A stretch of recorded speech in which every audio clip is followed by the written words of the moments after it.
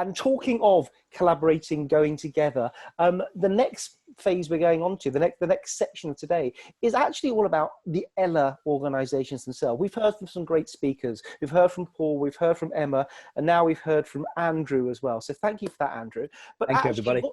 what's going to be great, thank you, Andrew, is we're going to learn a lot from each other. So, Andrew, do you want to stop sharing your screen? Because I would like to introduce Julie. Julie, as some of you may or may not know, is our Brighton and Hove chair. Now, Julie has been in business for about 25 years. She's been doing leadership development, executive coaching, lots of large companies, but she's pretty new to Ella. In fact, she started the Brighton Hove chapter, if we call them chapters, or is that a bit Hell's Angels? She started the Brighton Hove Ella Forum group in lockdown itself. So own challenges that she's been having to face herself. So what I recommend for this section is put yourself on presenter view, and then you'll see Julie and the three panelists when they're talking, and you can see their full glory when they do that. I won't introduce the panelists. I will just hand over to Julie, but I will monitor the chat, and if there are any questions coming up. The format we're going to have for this is Julie is going to ask the panelists some questions, and then we'll open it to the metaphorical floor. So I again will be looking at your questions as you go along and feeding them back to Julie when she's ready. Julie, are you ready? I am. Thank Fantastic. you very much, Daniel. That was brilliant. You guys have done, Ant and Dec, done a great job today. Okay, so as Daniel said, I'm the chair of the new Ella group in Brighton, the first truly virtual group, I think. And I think I've got one of my members here, Jackie, hi. So today, this afternoon, we're going to have a really interesting session where we're going to hear some really practical applications from three of our current Ella members. And all of them have done some amazing, inspiring things facing COVID. So building on the work that Emma did this morning, looking at what has been some of the strategic leadership challenges that we have to take on during change, you're going to hear from some of the things that they've done and have an opportunity to ask them some questions. So before we begin, can I just ask you to give me a wave if you're in Emma's session this morning, because then I'll know whether I should refer to it or not. Excellent. Yeah, brilliant. So most of you were in that session. So I think we heard Emma talk about the 6 strategic challenges that leaders have during change. And I think those of you, for those of you who weren't here, we did a poll and she went through her 6. And the one that we as a group, Scott Lowiston, was anticipate. And I was reflecting on that, thinking that one of the things when we hear from the 3 panelists in a minute was that none of them anticipated the COVID pandemic. In fact, I doubt whether any of us did here. I certainly didn't. No one I know anticipated it. But what they did do, they all interpreted that data, made decisions, made change, adapted. And that's what we're going to hear about some of the things that they've done. Also, some of that learning, having a chance to reflect, what have they learned from going through that? And that's what they're going to share with us today. So we've got 3 panelists. We've got Jem Stein from the Bike Project, which helps refugees get bikes. He'll do a quick introduction in a minute. We've got Odette Mould, who is going to be talking about the challenges that her charity, which is a bereavement charity supporting children and families in Milton Keynes. And then finally, we've got Marcia Lewinson, who we've all met because she's made some great questions just in that last session. And she's going to be talking about what Waits have done, a charity that supports and helps women, and she's based in Birmingham. So there are our 3 panelists. I'm going to ask them in a minute just to each do a 30-second introduction. And the rest of you, as you're listening, if any comments or any questions spring to mind, please put it in the chat box. And my brilliant colleagues here, Daniel and Nancy, will be monitoring that. And so we'll be able to pick those up. But we've got the questions ready to go. So let me just start by asking each of them to do a quick introduction, just 30 seconds each. So I'm going to ask them to unmute when they introduce themselves. So Marcia, do you want to go first and just give us an introduction to who you are and your charity? Good afternoon, everybody, and congratulations on a brilliant conference so far. As I've been wonderfully introduced by Judy, my name's Marcy. I'm the CEO of a charity based in Birmingham called WAITS, which stands for Women Acting in Today's Society. It's a charity that supports women going through domestic abuse, and we help them with all the practical issues that women face, reporting the crime, getting legal support, and then we support them to actually develop themselves, and through therapeutic workshops and employability workshops and counselling. And we also run refuge provision for women. Okay. Thank you very much, Marcia. And in a minute, we're going to hear about some of the amazing things they've done through this pandemic. Okay, so shall we have Odette next? Do you want to unmute and introduce yourself? Good afternoon, everybody. My name's Odette. I'm the founder. Hi, Nancy. I'm from Nancy Group in Milton Keynes. I've loved being a member of Ella for sort of the past, I'll say actually it's almost a year, isn't it? Yeah, it is a year. And it's been great for lonely little people like I perhaps once was as a a founder of my charity. We support children bereaved of parents or siblings in the Milton Keynes area, and we've been doing that for over 8 years now. And so, yeah, been faced with lots of challenges over this past few months, but carrying on with positivity, like I'm sure we all are. Thanks very much, Odette. And again, you're going to be sharing some of your experiences with us in just a minute. And finally, we've got Jem. Do you want to introduce yourself? Hi everyone, my name's Jem. I'm the founder and CEO of the Bike Project. We collect secondhand bikes, refurbish them. We donate the majority to refugees and asylum seekers living in Birmingham and London, and the remainder we sell through our website and use that money to cover our costs. We also run a program called Pedal Power where we teach refugee women to cycle from scratch, and we also run a project called Bike Buddies where we match refugees with volunteers to go on rides together. I've been a member of ELA 2 for, I've lost track of it a bit, I think it's about 4 years, but yeah, I've really loved every minute of it. Brilliant, thanks very much, Jem. Right, now let's start asking our questions and hear some insights and some practical tips from our 3 panellists. So the first question obviously has to be about the challenges that your charity has faced this year during the pandemic. And particularly focusing on the challenge, your major challenge, and how you've responded, adapted, what you've changed to deal with that. And I'm going to ask Jem first, if you could give us your answer. So Jem, challenges that you faced and what you've done to overcome them. So I think that there are a few different challenges that we faced. I think we're incredibly lucky in the sense that probably our biggest revenue stream now is the sale of bikes, and as I'm sure most of you have noticed, bikes have done really well throughout this pandemic. So financially that's been a real boon to us. I think initially we had a lot of fundraising events planned for the summer. So we were supposed to be Ride London Charity of the Year, which is like the cycling equivalent of the London Marathon, and we run a big comedy event every year. And obviously both have been cancelled, so that was a big hit to our income. Mm-hmm. But fortunately, we've managed to continue selling bikes, refurbishing secondhand bikes, selling through this period. I think the big challenge to do that, though, was operationally. How are we going to very quickly adapt to refugees no longer being able to get to us? How are we going to react to the fact that our workshop's not socially distanced? And that's been a real challenge, and also making sure that everybody in the workshop is familiar with the constantly evolving government guidelines around the workplace. They change at points they were changing every few days, every few weeks, or at least they were being clarified, which is the same as changing. So making sure that we were continuing to support our beneficiaries, continuing to generate revenue through that income stream, and doing all of that in a safe way and in accordance with the guidance was a real challenge. And I think the key to it is just I think as a leader, as a CEO, for me was just to be like, look, I'm going to update you as soon as we know anything. We had at one point myself and the senior management team were doing daily 7 p.m. calls. We started doing them at 7 a.m. but then the government did these 5 p.m. announcements, so God knows what would happen. And a couple of hours after that, the team would want an answer quickly as to what we were doing. So I think that really helped, having a very quick, dynamic, and really clear communication very soon after the event. Not waiting a few days, not waiting a few weeks. You get the information, you make a decision, you communicate that, and that's the way in which we manage that crisis. And also listening.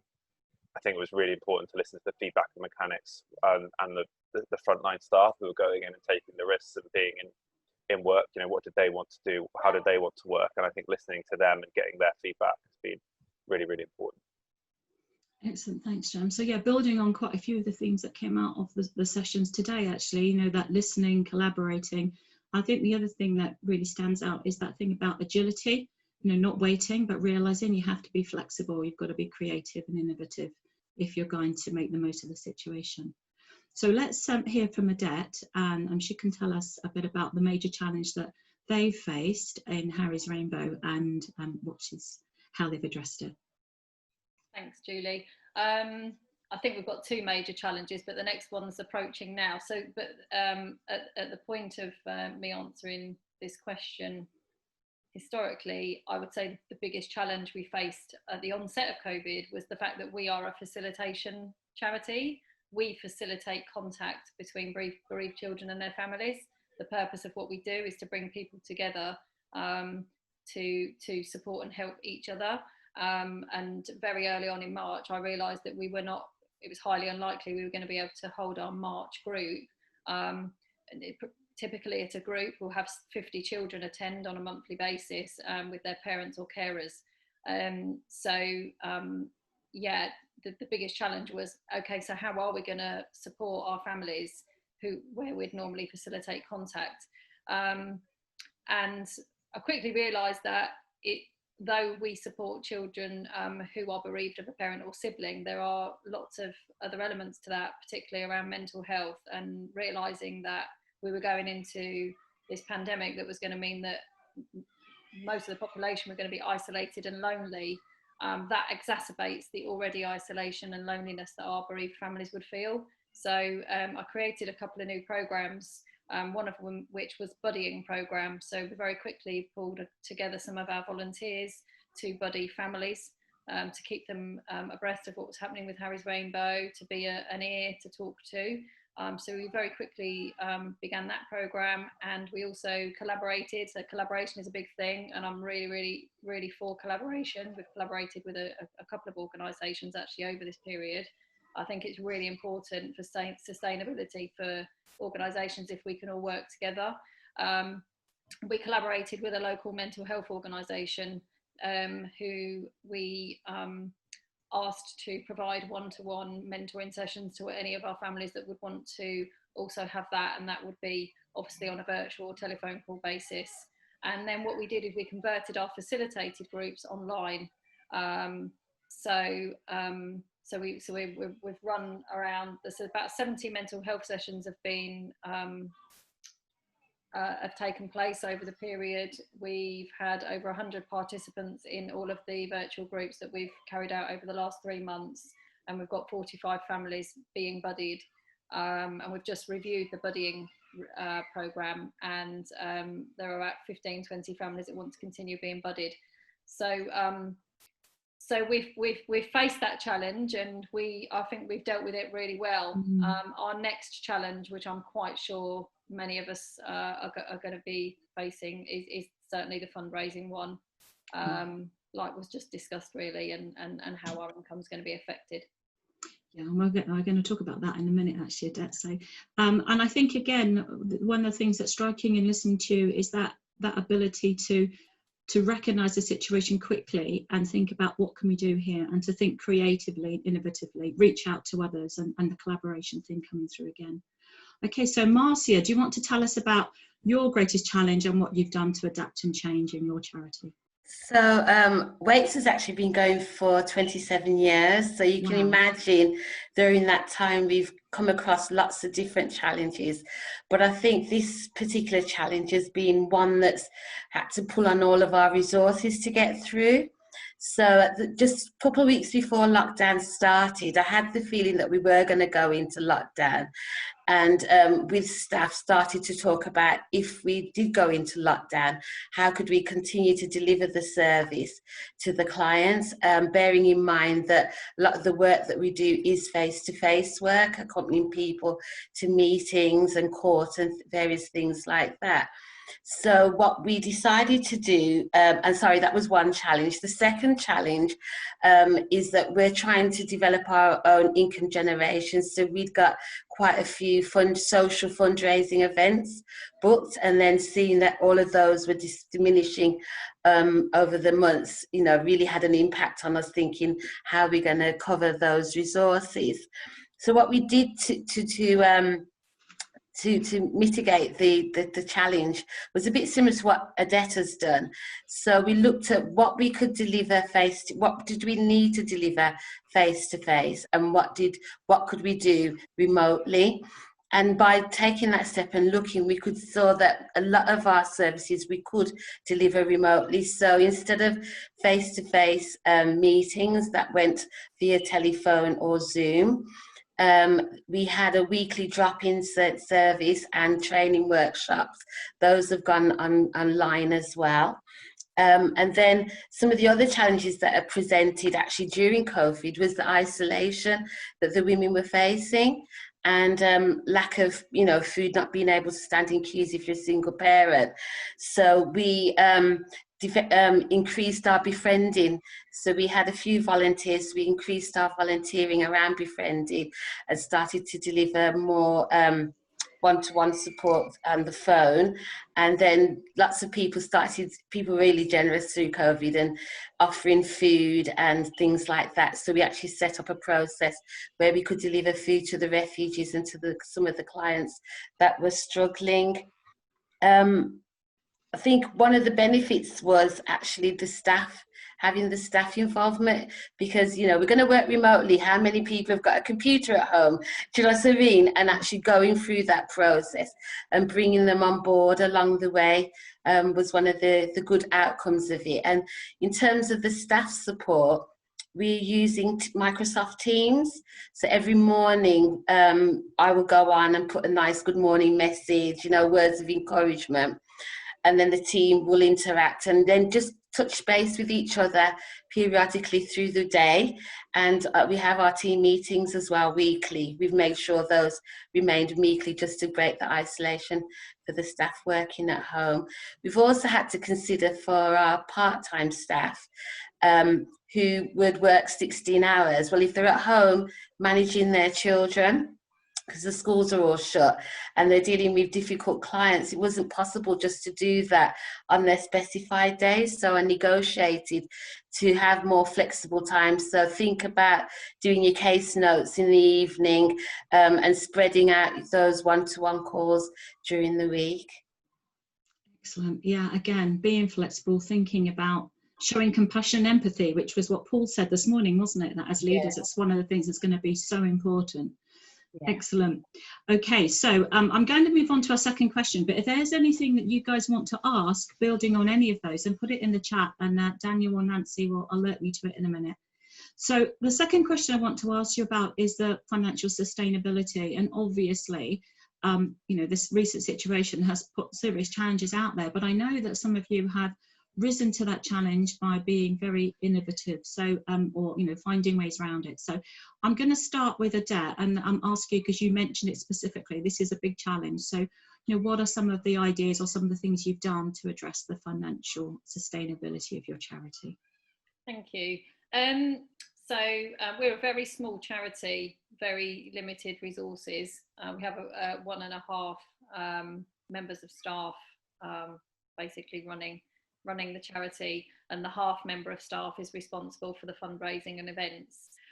Very early on, I realised, you know, that our community and challenge events, which we rely heavily upon, we're gonna take a hit, and so we started pre-COVID. We'd already decided that we'd be taking on another resource to help us with our fundraising, because the role was growing so much, and we very quickly realised that we're not going to be able to do that now without knowing what what the future was going to hold for our fundraising and events. So instead, the part-time person we have converted a lot of her time into looking for grant funding, which we hadn't focused a lot on, and we had recognised that even before COVID.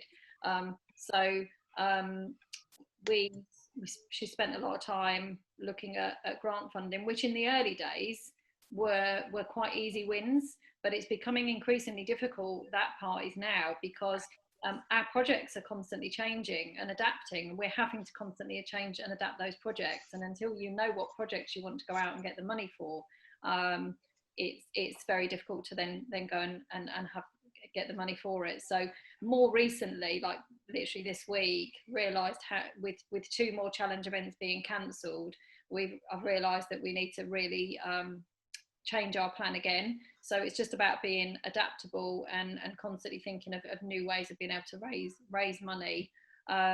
So I'm rewriting a plan literally this week, and it's going to be focusing more on grants again, what projects we want to go out and raise money for, and also some more online events, but trying to adapt them a little bit in terms of perhaps not so many quizzes and virtual events where people have got to go and undertake a challenge, because I feel that people are getting fatigued with that type of thing. But we are forever having to adapt and change to a public that are just like us, who do not know what they want to do from one minute to the next, and they don't really want to plan too far ahead either.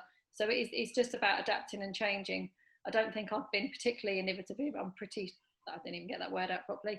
I'm pretty sure most of us are pretty much adapting and doing the same things, and we're all going to be facing some really big challenges coming up. But I just hope that we can all get through this and just keep trying and adapting our ideas and being creative. We've just got to be creative and try and get the public on board with us. What I did find early on, and I think still is quite a good win with the public, is something in exchange. So instead of asking them for something for nothing, if you've got a raffle and somebody wants to win that item, we raised £700 on one Easter hamper raffle in the early days. And I appreciate it's because it was the early days, but I believe that people perhaps at the moment might be more willing to give if there's an opportunity to win. Thank you, Adair. I think that thing about people wanting to give because they also want to help, which is another big thing, isn't it? Okay, Jen, do you want to tell us what you've done at the Bike Project to think about, ensuring that financial stability going forward? And I know you've done something really innovative. So, as I mentioned before, we've been extremely fortunate. I think in that what's happening with cycling is that there's not only has there been a massive boom in people wanting bikes for obvious reasons. Public transport is not is generally considered a lot more risky, and also gyms were shut. All sorts of other forms of exercise were inaccessible for long periods of time. So we got really fortunate that demand for our bikes just absolutely went through the roof. We also, the other bit of fortune was that basically most other bike shops have run out of bikes of a similar, or if you can find any new bike for under £700, you're doing well at the moment, unless you're extremely tall or extremely short. Most bikes in most people's sizes are gone. So we've done extremely well out of that whole situation, and that's been a real boom. In terms of more innovative things that we've done, we have done so we've done a variety of virtual events. We've done some quizzes, and we've had some great hosts, but to be honest, they've done okay. I wouldn't say, I think there was just a bombardment of quizzes from everybody, and suddenly people got very tired. We did okay out of the quizzes. I wouldn't say they were any kind of rip-roaring success. I think the thing that's been much more successful for us is we launched a new fundraising product called Refugee Routes, and where we offered basically people could set their own challenge. So we picked some common routes that refugees flee via. So, well, actually, Dover to Calais is one of them, which is very interesting at the moment. Then there were longer ones. So I think the longest one is 1,000 miles, which is somewhere in the middle, I think Syria to Turkey. And the idea of those is that people can cycle them in their own time and pick whatever distance they want. And that's actually been really successful without much of a push. And I'd say that although people might be sick of quizzes and certain events, there is still very much an appetite to support charities. through challenge events, and the lack of all those events being cancelled has been, I think, could be a real opportunity for other charities to launch products that are relevant to them. I think the thing about Refugee Roots, it's relevant to us. And then the other thing we did was we launched a virtual doctor bike. So basically you can pay to book a video call with one of our mechanics who can talk you through any issues that you might have with your bike. And that has actually been that has done quite well, and actually been a great lead into people supporting us in other ways. So it's been a great way of engaging more people with the bike project as well. People stuck at home, not necessarily wanting to brave going to a bike shop or a long way from a bike shop. You know, before all this, lots of local bike shops are closed. So I think there are definitely some ways in which you can think creatively. I think that we've also done well, and I'm sure lots of other small charities have done quite well out of the plethora of emergency funds that popped up. My concern is that, you know, sorry, I know this question's about how have we overcome the challenges. My concern is, I think that going forward, you know, now lots of those emergency funds have come and gone. We're going to settle into a new normal, which is going to be very uncertain. I think it could be a difficult winter. As you know, if when there's a second spike, and with a no deal Brexit, and you know, there's not going to be loads more emergency funds coming along in that way. I think that could become more challenging. I think cycling might continue to remain popular, so that will support us. But I think the ability of funders to continually support charities is going to be a challenge going forward. Sorry to end on a negative note. Well, I think thanks for that, Chairman. And I think that is the challenge. The question is about what are you doing to ensure financial sustainability? So you were answering that. And I think the key that comes out of yours is that one about finding something that is relevant to your charity, like the cycling routes that refugees do, and linking that in. So you think about your audience or your supporters. They are people who like cycling, who are using it. So actually playing to that. And I think that's one of the things that really comes through, is like thinking about what is your USP as a charity, who is your audience, and what can you come up with that meets their need, which cites them is a bit different. Okay, so Marcia, so same question, and again, it's really focusing on that question around financial sustainability. As Jem said, it's going to be tricky. There have been emergency funds now, but what can you do? What tips have you got about what charities can do to really think about how they can make it sustainable? So we took a strategic approach, bearing in mind the resource implications of the COVID, and already our fundraising strategy has multiple arms. So we have the bid writing element, which is still about 60–70% of our income. And then we have the refugees, where we generate our own income, and the fundraising events. So thinking strategically with the plethora of COVID money that was made available, not jumping as to, oh, there's one there, there's one, and just putting in bids for all of them, looking what our internal needs were. So like I said, if we're going to be working remotely and the staff didn't have all the tools to do that, through funding, we were able to get our IT upgraded to a cloud process, new laptops, new mobile phones for the staff, so that they could communicate and connect with the clients and the organisations that we work with. Some of the funding as well was core funding. So the big lottery that we were successful in, they were giving money for rents and lost revenue. So we were able to get some money for the refugees, which we couldn't operate, bring in new people during COVID. We managed to get the rent and income covered there. And the same with the office costs. So thinking strategically, there's a whole pot of loads of money out there, but what is it that we actually need? And then the second focus then was with our group, the Friends of Waits, who do those social fundraising events for us. And so looking at different ways that we could fundraise. So we did online quizzes, and our last meeting last month, we're looking for the autumn. We would plan to do an event called Walk a Mile in Her Shoes, where we're going to encourage men to don women's shoes and walk around Birmingham city centre to raise awareness of domestic abuse. So what our new idea is to still hold the same event, but ask people to do it virtually, to send in video clips that we can put on our social media of them actually taking part in the activity. So it was really taking that strategic view to fundraising, but making sure that we didn't get into the mission drift. You know, there was money from the government for 6 months domestic abuse worker. While I clearly need a new domestic abuse worker, by the time I get the funding, recruit them, they'll be only in post for 2 months before the funding ends.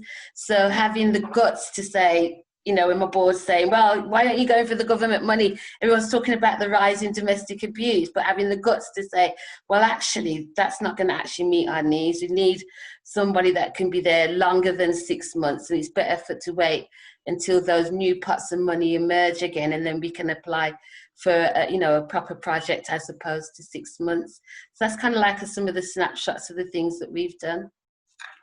Excellent, thanks, Marcia. And again, I just love that creative idea of, you know, walking in other shoes and then putting high-heeled shoes on and, yeah, looking around. I know it's something I'm enjoying, actually, about not having to wear high-heeled shoes to commute to London. Just being able to sit here. Excellent. But I think, you know, a serious issue, again, that point you raised about sometimes you have to say no to things. And I think, you know, Emma said before lunch, didn't she, when she talked about what we need to do and as leaders going through periods of change, she said, you know, you have to interpret the data, we have to decide. And, you know, you're also right, Marcia, sometimes you have to decide what you're not going to do and not just go for everything. So that focus, be strategic, think about what your core purpose is, think about your audience, etc. So there's some good messages there. Okay, so I'm just going to ask, is there anything, Daniel and Nancy, that we should pick up before we move on to our next question? The only question we've had so far is one directly to Jem about using the Cycle to Work scheme. We've answered that. There's been a lot of agreement that we don't necessarily think the worst of this is over yet, and a lot of love going on for what people are doing. Great, especially from people, and Abby's doing the heart, for people who are in their groups as well. So there's lots of great things, lots of resonance and lots of things joining up, but no direct questions for any of the panelists yet. Okay, that's fine. So I've got some questions for them still. And I think, you know, having spoken to all of them, the thing that really impressed me was their, you know, how they have adapted to the changes, how they've seen that the world is moving on and facing that reality and thought, right, what do we need to do? Seize the opportunity. So the question I'm going to ask them next is about lessons they've learned about how to deal with change. So, you know, we've heard a lot today. A lot of it is about, you know, models and theories. So here's an opportunity for you to get really grounded and give us some practical tips. So I'm just going to ask you each to give one tip. It's not, you know, just a kind of quick answer on this one then. So what is, you know, what would be your number one lesson that you've learned going through this in terms of how to deal with that need for change and transformation? So let's start with Marcia this time, because Marcia, what's your top tip that you've learned? For me, it's resilience as a leader. Working in the third sector, as you know, it's got lots and lots of bumpy roads, but having that ability to bounce back, the ability to, when you hit the ground, to gather the strength around you, think about, okay, what support do I need to move away from this situation? What support do I need internally for myself to move away from the situation? So the key thing for me is resilience, and it's a word that's used quite often now, but I think it has great value because within our sector, working with limited resources, that ability to adapt to change and to bounce back is really, really important. Yeah, so true. And I think we've had quite a lot of even Ella speakers, haven't we, on the subject of resilience. And I think that ability to persevere, not give up, keep positive, look for what you can do. So yeah, absolutely. So that's Marcia's top tip. Jem, what's your top tip that you've learned through this change so far? I think not dissimilar to Marcia's is the importance of being nimble, of not only being able to respond very, very quickly to opportunities. You know, we've launched products within 24 hours of coming up with the idea, but also being able to be ruthless about things that aren't working. I think that's the bit that's harder, actually, is that when you have an idea that you think is going to be great, when, you know, it collides with reality and it's not working, just to let it go, just shut it down quick. You know, as Andrew Jacobs, who's involved with this group, has a great phrase, which is, if you're going to fail, fail fast. I think that's really important. Yeah, absolutely. Yeah, great tip. So be nimble. Don't just sit on the fence and wait and hope it'll all go away. You've got to take control. Yeah. Excellent. Okay, so Odette, anything you want to add to that one? So lessons that you've learned through this recent challenges? Yeah, I had loads to say on this, so I'm going to try and keep it as one tip as possible, and that is do what's right for your charity and don't necessarily follow the crowd. So very commendable. Lots and lots of charities knee-jerked into doing deliveries to lots of people who needed it in the community, which absolutely, if that's what your charity should be doing, is quite right. But actually, it's really important to understand what your charity has agreed to do and what your charitable objectives are, and to make sure you do what you're bound to do, what you're bound by, and not just knee-jerk into following what everybody else does. Make sure you do what's right for your charity. That's what we did. I didn't want to use my limited resources to start using our volunteers to go around making sure, going door to door and delivering supplies that our beneficiaries needed. What I ultimately wanted to do is make sure their mental health, their well-being and their bereavement was being thought about, which was more best for us to do in the other ways that I spoke about earlier. Yeah, excellent. I think that's that point that's been made about don't go too far off. Be true to your still purpose. Think about who your audience are, who your customers are, who you're supporting. Yeah, excellent. Good top tip. Okay, see, we've got a question from Brian, haven't we? We do indeed, yeah. Yes. You can see the chat. Yeah, no, I just looked now because I saw it, but I'm just wondering, could we open that one up to everybody? So I have seen it, because I want to just ask another question first. Yeah, is that all right? Let's let people prepare for an answer for Yeah. that with some thinking time. So what we have seen is that a lot of people agreeing that this time is unprecedented, it's caused a lot of change and is going to continue for a while. And I think Brian's question is a wonderful one, which is how can Ella help you through these difficult times? What can we do as a group and as a group of chairs and as a leadership team, just all of us together? But we'll come back to that one, give you some thinking time, and I'll let you ask your other question, Julie. Yeah, I was going to say, actually, I think that question is a question to almost everybody. So one of the things that would be really helpful is if you guys could put in the chat, so all of you, not just our three panelists, but everybody, that's a question to all Ella members, actually. It's a really good question. So third question to the three panelists, fourth question now is, what do you think are going to be the really important attributes of leaders in the charity sector, as you go forward? And again, we've had a lot, we've heard from Emma some of the things that we think leaders need, but using your own words and thinking about what for you is really going to be important. Perhaps make it personal for you as a leader going forward. What's going to be a really important attribute and strengths? Okay, so who wants to go first? So Jem, let's have you up first. I see you've written in the chat as well, but can we hear from you, Jem, about what you think is going to be really important for you to do as a leader going forward? So I think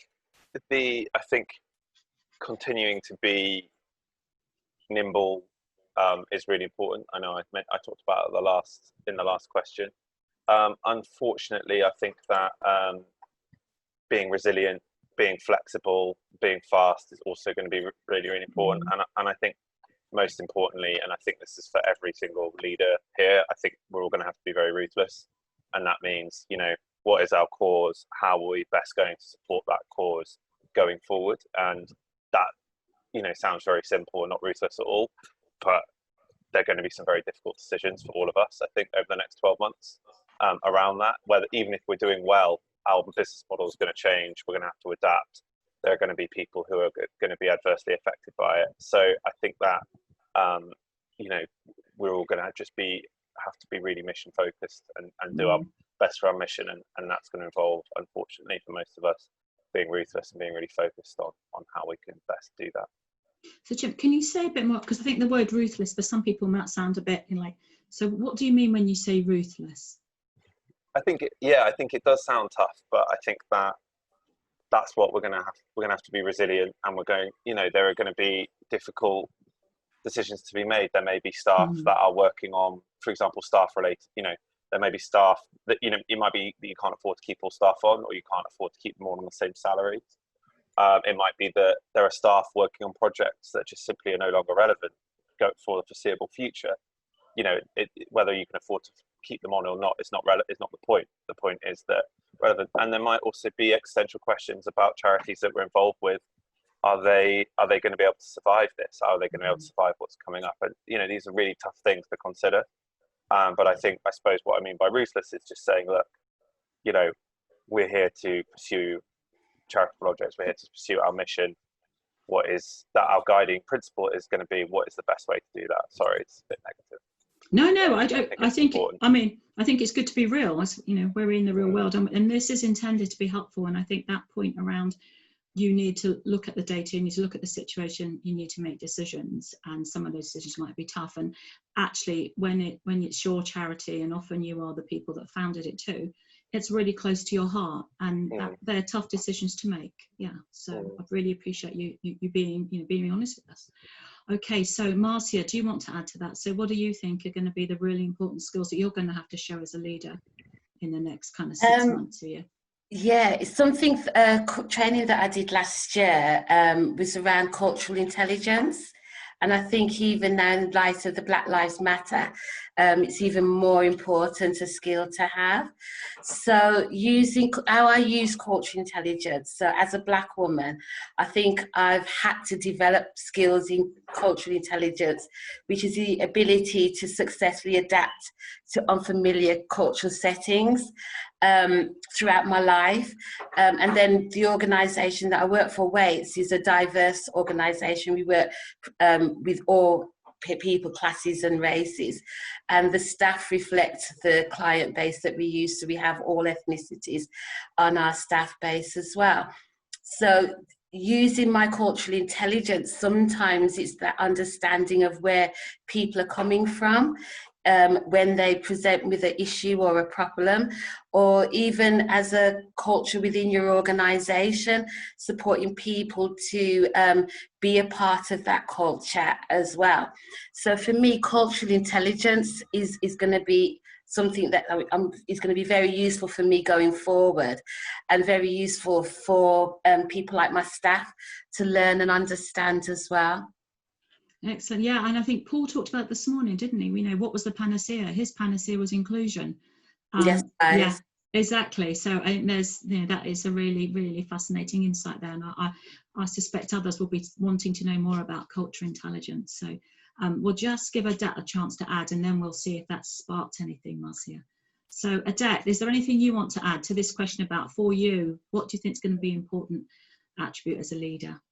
I think empathy and compassion for people inside and outside of your organisation, and understand that, and a bit like what Jem said, being ruthless as well, but you can do that and have empathy and compassion. What I took he might have meant to ruthless was that, I'm already looking at the programs we offer our beneficiaries and saying what actually adds the most value and what can we not do to still be able to be carrying out our mission and supporting our beneficiaries. But you can still have empathy and compassion, and I think it's about ensuring you're connecting with people internally and externally, and also having faith in what your charity does and translating that to your supporters and your fundraisers. Yeah, excellent points. And again, a lot of common themes coming through from this morning. When Paul Anderson Walsh talked, he talked about leaders being, having empathy, didn't he? And also how important it is to listen and to talk. And I think that ruthless prioritization, focusing what you need to focus on, absolutely vital. Okay, so Daniel or Nancy, do we have any questions? Or we've got a few comments coming back from, and I love this idea. The three intelligences. You have your IQ, you have your EQ, and I think what Odette just said about empathy is very much emotional intelligence. But CQ, or cultural intelligence, is such a new thing, and it's been bubbling around in the background for a few years, and it's so good that it's coming to light now, because it is so important as we create these connections globally. In response to Brian's question, well, Jem wants to try and get us together physically, and I do think we'd love all to get together physically. In a minute, we're going to hear from Danny, and he'll talk about the future of Ella, and it will be a bit blended. But what we can carry on doing is what Gurdeep's asking, which is to continue a regular ongoing discussions and peer support. And Stuart pointed out how much so many of these challenges are common across the challenges. We heard from Andrew how something enormous like the NHS can have similar challenges, but we can be more flexible, we can be more agile or nimble and resilient as the words that are coming up. So I think Stuart's saying how we can just share a bit more in best practices. How can Ella do that? We have lots of great speakers, but I think having a panel like this is bringing forth so much richness, and how we can get much more of that sharing going on in a small groups, but maybe on a bigger stage as well. And a lot of yeses for cultural intelligence, and potentially maybe Marcia can come in and give us a talk on that at some point. Jackie, about resilience, a focus on resilience is a couple of questions I've had from, or requests I've had from my group as well, is leadership, resilience for leaders and for organisations. So if we can get more speakers on that, Nancy, if you're taking notes on all these speaker requests, it's really good. Marion is talking about asset-based community development. I don't, Marion, can you just unmute and just tell us what you mean by that? Because it's not something I've heard of before. Yeah, the asset-based community development is the idea of coming alongside community and working within that community and allowing them to work out how to solve their problems. And there can be active things done. So and finding the giftedness in a community. So quite often charities especially are really good at going, oh, that's a really poor community, what can we do for that community? Oh, that community's got real problems, what can we do for that community? And that could be in any realm that we work in. However, within all the communities that we work in, there are very gifted people. And it's trying to understand how you take those gifted people and help them build their own community to the way that that community wants to do. Now, usually that's done in physical environments. We're just about to start sort of a couple of projects that will be done in a physical environment. But actually, I'm really keen to understand whether anyone's been really successful at doing that using a virtual system as well, so that the two can run alongside, and communities can, because they can hear each other's stories as well. That's the other thing. And I think when they hear the stories, that's what breaks down barriers as well. If I know that the person down the road who I'm really fed up with because they smoke weed all the time, and I hear their story and there is some sort of resonance with my story, then I start to understand them, and they might start to understand me a little bit better if they hear my story. And I think it was something that was talked about earlier. It's about really getting into the real detail of our lives in many respects, and just helping each other understand who we are and why we do the things we do. Excellent. Yeah. Sorry to interrupt you.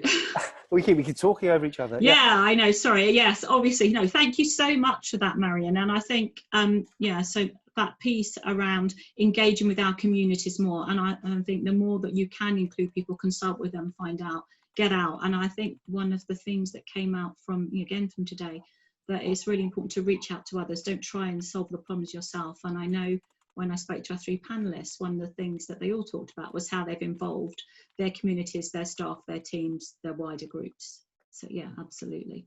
I've got one final question for all the panelists. Is that all right? Have we got time, Daniel? Yeah, we've got time for it. I was just going to point out that, just in answer to Brian's question, some people, there seems to be that people love the speakers.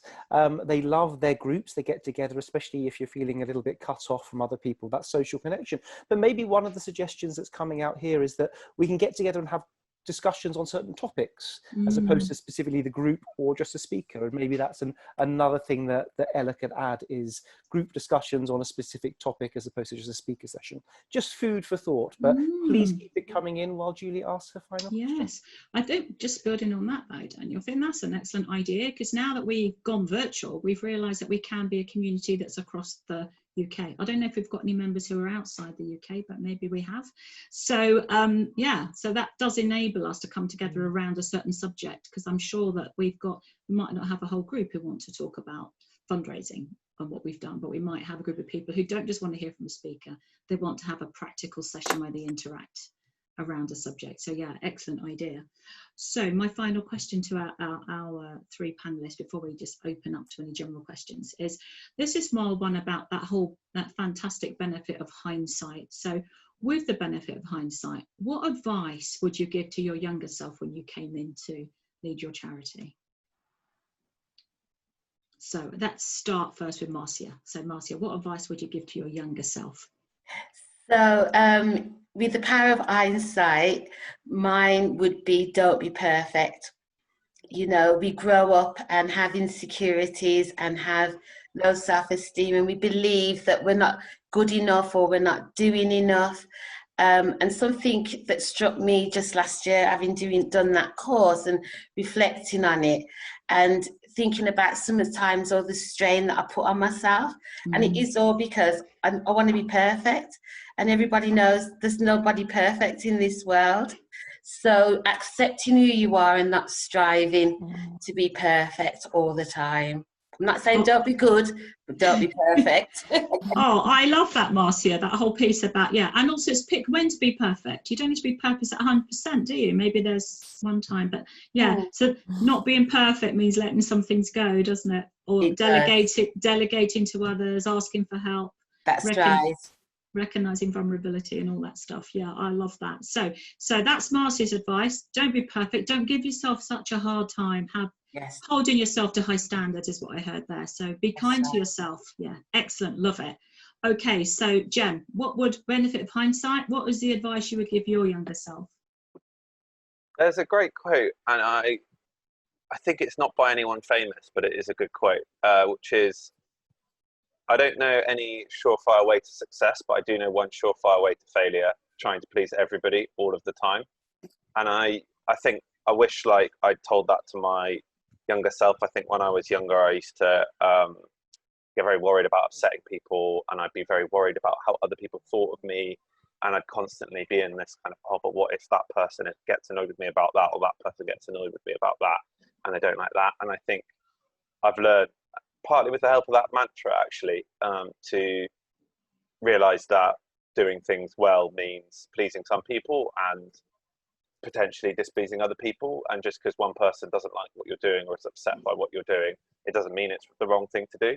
And getting caught up in trying to please everybody means more often than not that you please nobody. So I think but more importantly than that, I think it's just not having that constant worry about it, and just being able to get on with things and consider what other people think, but not let it dominate how you think and how you are. Yeah, again, another great insight. Being a leader can be tough. Running your organisation, you have a lot of responsibility, and I think if you trying to be a people pleaser, it's exhausting. And as you say, it can only lead to failure, because sometimes you have to take, as you said, tough decision, ruthless decisions, and you have to go out there, but it doesn't, accepting that, oh my, not everyone will agree with you, but there is that thing about, if you explain it, they'll understand, or they'll accept. Be true to yourself. So yeah, great quote, and good to hear that lesson from your back to your younger self. So let's hear from Odette. So Odette, what piece of advice would you give to your younger self with the benefit of hindsight? Well, firstly, in my notes here, I'm completely agreeing with Marcia and Jem. Yeah. Don't search for perfection. The people pleaser thing. In other words, don't worry too much about how you're perceived, and I see that in my daughter even now. And I think with social media, that is a huge thing with the younger generation at the moment, and it makes me realise how much perhaps that's even how I am now sometimes. But I do try to be more conscious of it and not to be too worried. But also, and I think what can help with those things, it's easy for us to say, don't do this, don't worry about that, but they are all natural emotions and feelings that we feel. But actually what I think helps you to address those in yourself is to ensure you take time out for yourself.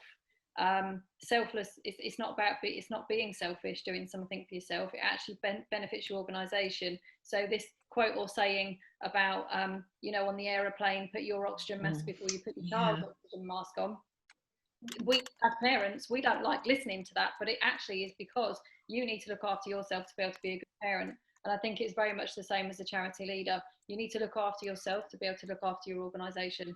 And so I now know it's not selfish to go and do things that I like doing for myself, which is all great. It's so true, isn't it? You know, if you've got to look after yourself, you've got to look after your own well-being. You've got to start with the oxygen mask on yourself so you can help others. And you know, I think when we're working the world we're working, you're giving so much. It's very easy to try and be perfect, try and please everyone all the time, not look after yourself. So sometimes, yeah, you have to do that. Do you want to add something, Adele? Yeah, yeah, of course. I want to get talking. But also, personally, my younger self, I would say that I do have the ability to grow something from a little acorn, which I'm sure everybody in this group can resonate with. And don't give yourself too much of a hard time. Even if it feels like a big journey, you know, we can all find ways to get over and around those mountains that we might be facing. Yeah, absolutely. And I think that's the thing about all three of you. What you've achieved is amazing, and the challenge is how quickly you've been nimble, resilient, all those great things you said to overcome them. Okay, so Daniel, have we got any questions, general questions from the floor that they'd like to ask any of the panelists, or just a question they'd like to throw up to open debate in the 5 minutes we've got left? I believe we've got 5 minutes, yeah. Oh, Daniel, are you on mute? Good point. Thank you very much. Gemma shared the quote that you had before. Nancy is talking about caring for the carers. Good self-care is so essential. Yes, it's a marathon, not a sprint. But we have got a question from Judy. Yes, because if we broke, then what? I don't think that's a question. I think that was a rhetorical question that, yeah, we need to look after number one first. So we've got lots of agreement, and lots of nodding, lots of, like I said, love for self-love and for each other, but no actual questions. I think everyone's a little bit hot and frazzled. No, Mike has a question. He's doing it the unconventional way. Mike, unmute and ask your question. You don't know how to unmute. Unmute. Ah, there you go. There you go. Actually, wouldn't I? Yeah, just a very quick question. What have the three panellists done as leaders to make sure that their trustee governing board have been effective under lockdown? Good question. Okay, so Adette's going first. She's got her hands up. Adette, do you want to tell us what you've done with your trustees and your board during lockdown? Yeah, basically we've ensured we've kept in touch online, and we have virtual meetings now, and actually that might be something we carry on with ensuring that we also have physical meetings when we can on the odd occasion as well. I've got a really great trustee board, I'm happy to say, thank goodness, right now, and they've all been really supportive. They've got involved with fundraising. I keep them abreast of anything that's going out in the media, anything that's particularly interesting. I don't save everything for the meeting. I'll sort of check in with them. We've got a WhatsApp group, and just keeping them generally motivated like me, and just seeing what constantly letting them know the changes, but without going on too much. I mean, they are volunteers at the end of the day, but I'm really pleased with how our board have been during this period and process, and that they trust me, and I think you need to instill that trust.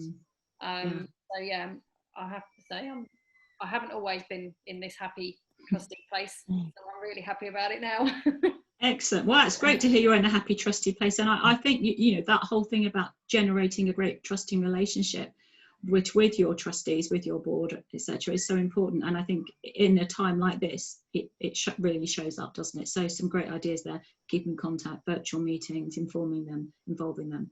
So let's ask Jem, any particular tips from you, or what you've done to involve your trustees? A similar story to Adette, actually. I think you know, we had an emergency trustee meeting at the beginning of this to discuss, you know, things that didn't actually need to happen because the furlough scheme came in, but basically to do a worst case scenario plan. You know, this is what, in the case of Armageddon, you know, we have to stop operating, we can't bring in any money, this is what we do, this is how we manage it. And they were all being absolutely brilliant, actually. I think, I think the fact that they've had confidence in me and have really trusted me to handle things and be really supportive has been really helpful. And I absolutely, again, as Adette alluded to, do not take that for granted, given previous experiences.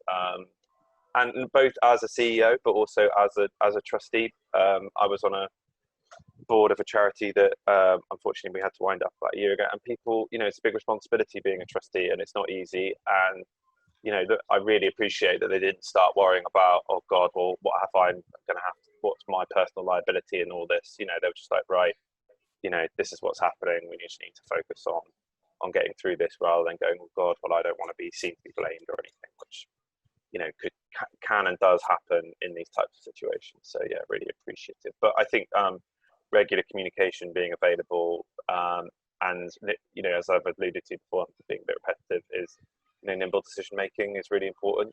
You know, do you have to go to your board to change everything? That's not going to be, you know, for every single change that you have to make, or every single plan, and you have to convene a full board meeting. That is not going to get you through this period. You need to be nimble. You need to have, you know, if your board want to approve things, could they have a subcommittee? Could you just do it via your chair? Because things are going to need to happen quick, and, you know, hanging around for months waiting for the next board meeting is not going to be good. Yeah, that's a good point. And in fact, going forward, we know there's going to be more changes to come. So if you haven't done that already, think about how you can make those changes so you can be, as Jem says, nimble. Anything you want to add there, Marcia? So in terms of working with your trustees, tips? Yeah, I think for me, it was presenting things to the trustees rather than presenting them with the issue and asking them to deal with it. So the contingency planning, the new policies that we need to put in place, doing all of that, and then saying to the board, here's a contingency plan. This is what we're going to do. We're going to lock down for so long, and so forth, and be proactive, because I think trustees need reassurance as well, that things are going to work or go okay, and they're not going to have to, you know, sacrifice their own houses and stuff.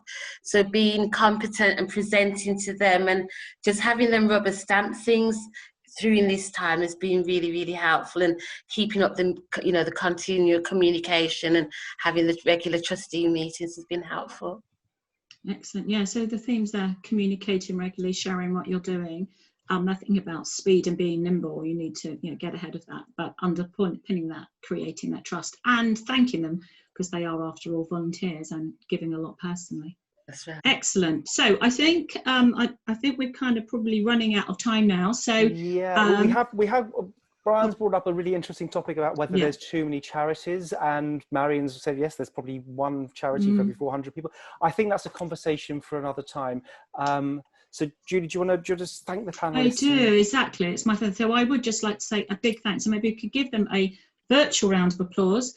So Jem from the Bike Project, Marcia from Waits, and Odette from Harry's Rainbow. And I would like to say a big thank you to Odette, because she actually stood in at the last minute when we unfortunately had some bad news about one of our panel members. So a big thank you to her.